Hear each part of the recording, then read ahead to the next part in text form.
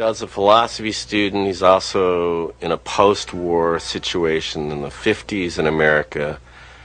He would be against metaphor because he would understand instantly, I think, that metaphor could not in any way be a vehicle of meaning after the Holocaust and the dropping of the atom bombs. That metaphor had been called into serious question and serious doubt, and that he had to find a way to make art that could exist on its own terms without the support of metaphor, one might say, without the scaffolding of metaphor. He's identified with a group of artists, the minimalists, because all of them are questioning what's possible in art.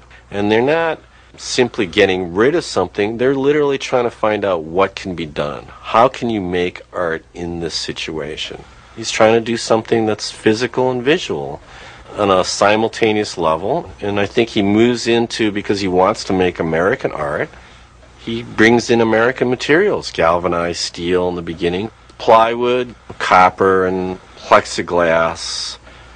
I think all these materials he found intrinsic beauty in, and he showed us that beauty by the way he presented it to us.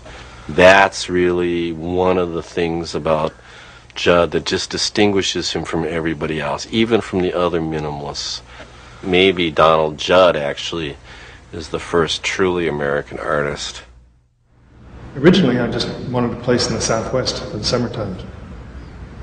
And I became interested in having some art, and that made it impossible to do anything in Baja California, which I'd gone to several summers.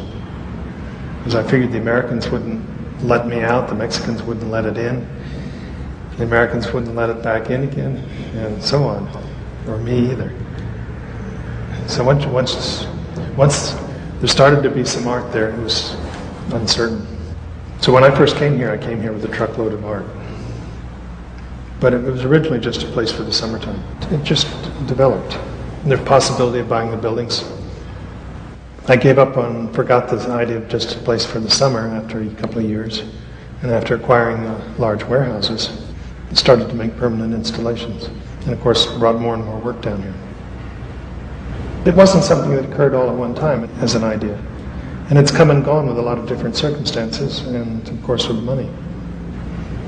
I'm very interested in not destroying the buildings if they have any good qualities at all, as they were built originally. Usually the buildings have been drastically damaged. Also, sometimes the buildings aren't really very interesting, or I have particular purposes to be part of the building. And in some cases, very different things have been done inside the buildings.